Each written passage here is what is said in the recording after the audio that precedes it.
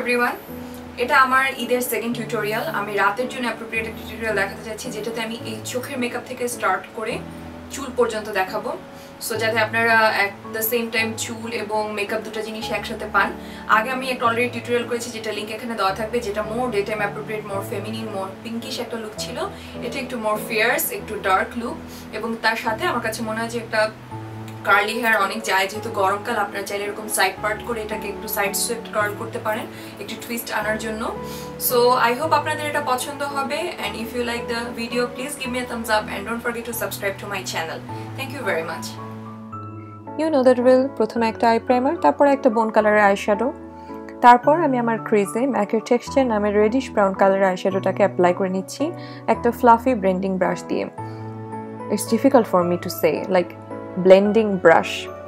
আচ্ছা, তারপর হচ্ছে যেটা করবো আমরা, আমার লিডে সেফোরার ক্রেয়ন জাম্বো লাইনার পার্পল, সেটাকে আমি পুরো লিড জুড়ে অ্যাপ্লাই করে নিব, যেটা আমার আই শ্যাডো বেস হিসেবে কাজ করবে।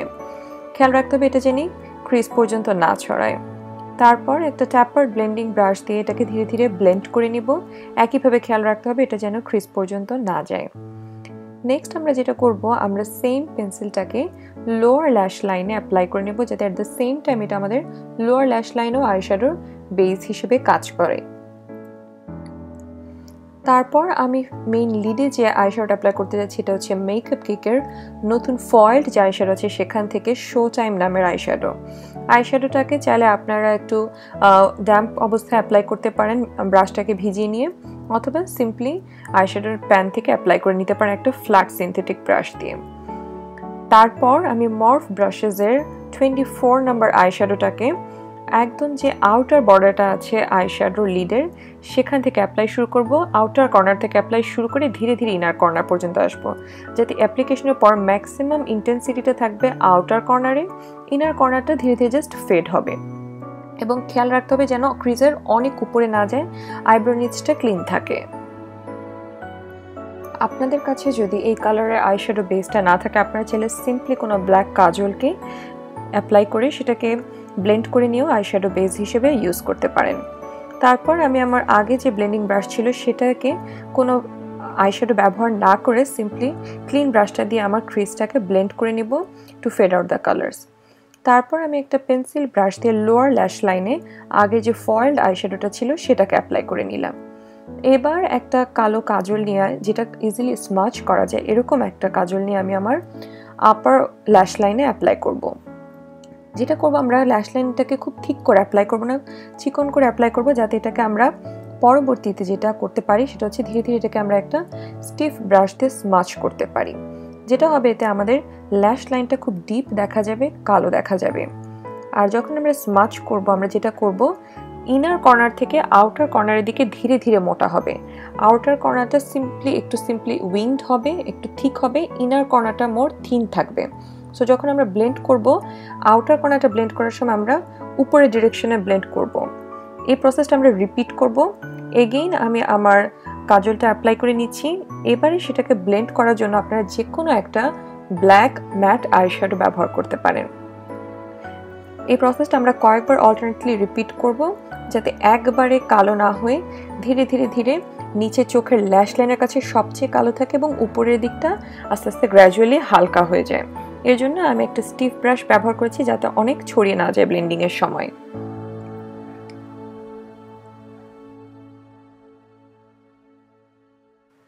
তারপর আমি আমার ওয়াটার লাইনে সেম কাজলটা অ্যাপ্লাই করে নিচ্ছি। ওয়াটার লাইনে অ্যাপ্লাই করার সাথে সাথে যেটা আমি করব, কাজলটাকে আমি আমার ল্যাশ লাইনেও একটু ঠিক করে অ্যাপ্লাই করব, যাতে আমরা একইভাবে আপার ল্যাশ লাইনের মতো লোয়ার ল্যাশ লাইনটাকেও স্মাচ করে নিতে পারি। এবং এটাকে আমি আমার আপার ল্যাশ লাইনের আউটার কর্নারের সাথে কানেক্ট করব। এই লুকটা স্পেশালি যাদের হুডেড আই তাদের জন্য খুব ভালো আমার কাছে মনে হয়, যেহেতু অনেক কালার নেই অ্যাপ্লাই করার জন্য। সো যখন আমি ব্লেন্ড করব, ব্লেন্ড করার সময় এটাকে আমি আপার ল্যাশ লাইনের সাথে কানেক্ট করব এবং চোখের একদম ইনার কর্নার পর্যন্ত আনবো না, যাতে চোখটা একদম কালচে দেখা না যায়। তারপর আমি একটা পয়েন্টেড ব্লেন্ডিং ব্রাশ দিয়ে পুরো জায়গাটাকে ধীরে ধীরে ব্লেন্ড করে নেব।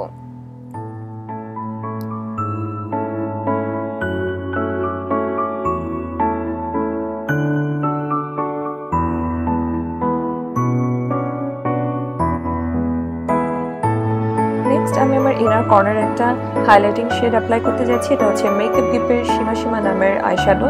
আপনারা চাইলে সিম্পলি আমাদের যে কোনো ফেস হাইলাইটার সেটাই ব্যবহার করতে পারেন।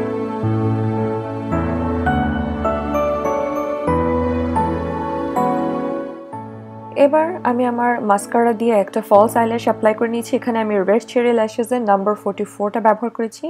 তারপর আমি আমার আন্ডার আইটাকে ব্রাইট করার জন্য আমার কনসিলার অ্যাপ্লাই করে নিচ্ছি। তারপর সেটাকে আমি আমার পাউডার দিয়ে সেট করে নিচ্ছি যাতে ক্রিজ না করে। আমার কাছে মনে হয় স্মোকি আই করলে আন্ডার আইটা ব্রাইট হওয়া খুব জরুরি, না হলে পুরো চেহারাতে একটু ডার্ক দেখা যায়। তারপর আমি খুব আলতো করে একটু কন্ট্রোরিং করে নিচ্ছি, কোনো হেভি কন্ট্রোরিং না, সিম্পলি। তারপর আমি একটা পিচ কালারের ব্লাশ অ্যাপ্লাই করে নিচ্ছি আমার মর্ফ ব্রাশেসের 9B প্যালেট থেকে। আপনারা যে কোনো লাইট কালারের ব্লাশ অ্যাপ্লাই করতে পারেন। হাইলাইটার হিসেবে আমি Hourglass ambient lighting powder luminous লাইটকে অ্যাপ্লাই করে নিচ্ছি।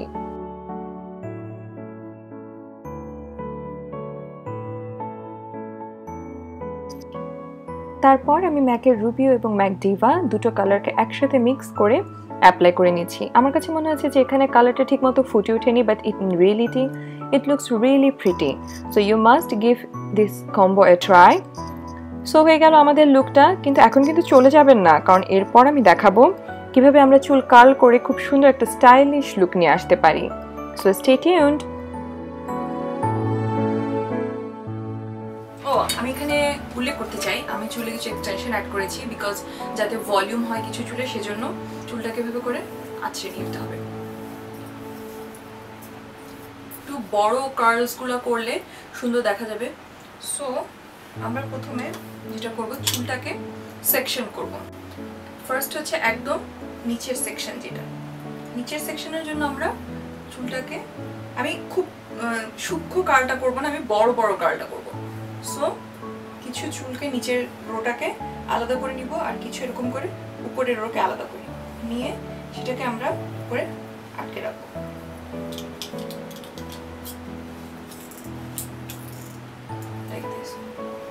ফার্স্টে এই দুভাগ করে নিলাম দুদিকে চুল নিয়ে, এটাকে আবার হাফ করব। হাফ করে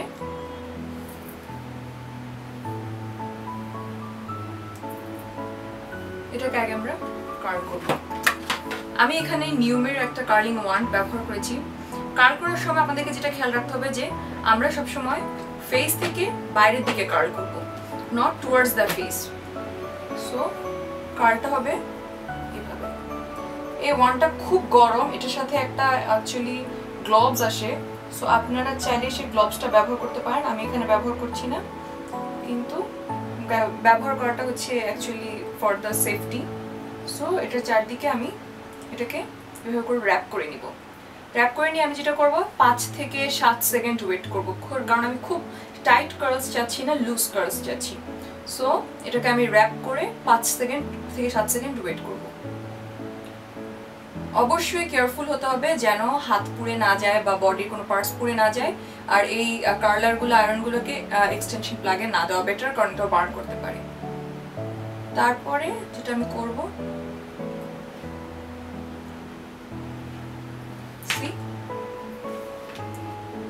নেক্সট আমরা আরেকটা রো নিব। আরেকটা কথা উল্লেখ্য যে আমরা এখানে একটা হিট প্রোটেক্টর ব্যবহার করে নিব চুলের জন্য, যাতে হচ্ছে চুলটা ড্যামেজ না হয়।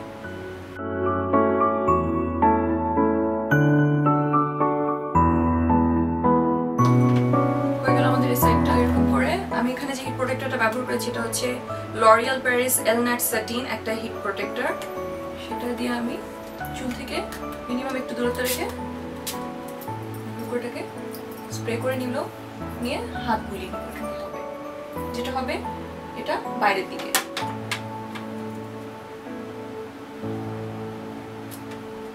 আমি খুবই আনাড়ি এই বিষয়ে, সো অবশ্যই আপনারা চেয়ে ভালো টিউটোরিয়াল পেতে পারেন, কিন্তু আমি জাস্ট যেভাবে র্যান্ডম সিম্পলি করি সেটা আপনাদের সাথে শেয়ার করছি।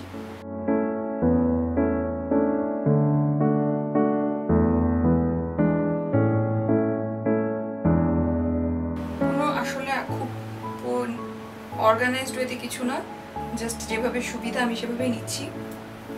তারপরে সেটাকে আবার উপরে এভাবে বাকি অংশটুকু বেঁধে রাখবো।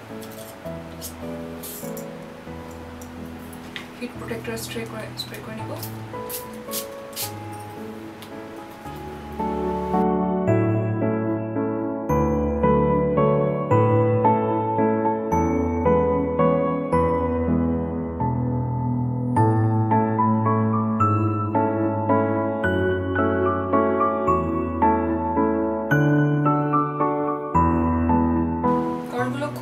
হবে অ্যাকচুয়ালি।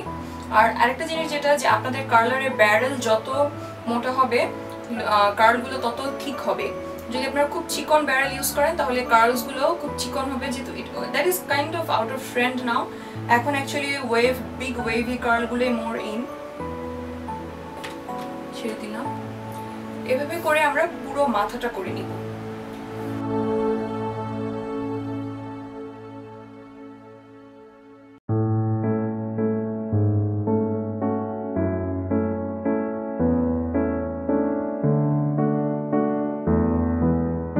আমার যেহেতু সামনের লেয়ার আছে যেটা অ্যাকচুয়ালি এককালে ব্যাংকস ছিল, সেটাকে বাদ দিয়ে আমি শুধু বাকি চুলটাকে কাট করে নিব।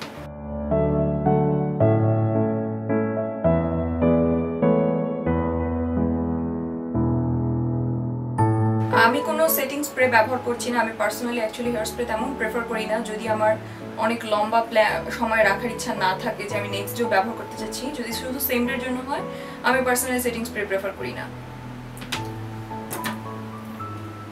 সো দেখতে পাচ্ছেন যে এটা আমাদের ফেসটাকে ফ্রেম করছে।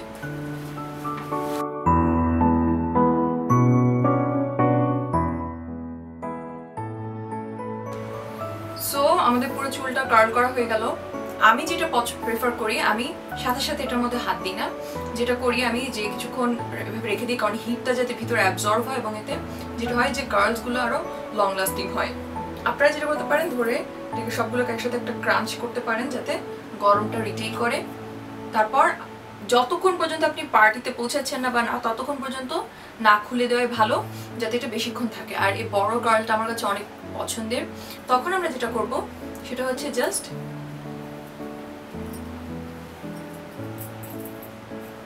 হালকা করে এভাবে করে হাত বুলিয়ে নিব।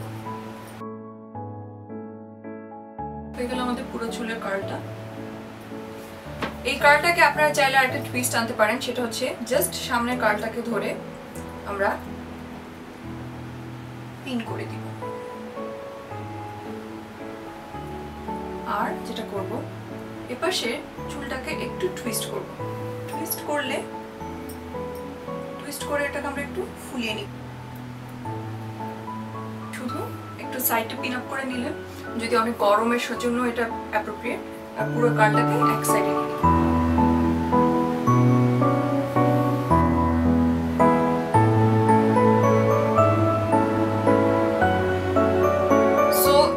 complete look, the eye, the hair and everything want না থাকে, আপনাদের স্ট্রেটনার যে আছে সেটা ব্যবহার করে আপনারা চাইলে চুল কার্ল করতে পারেন। সবাই ভালো থাকবেন, সুস্থ থাকবেন, পরিবারকে নিয়ে অনেক আনন্দের সাথে ঈদ কাটাবেন।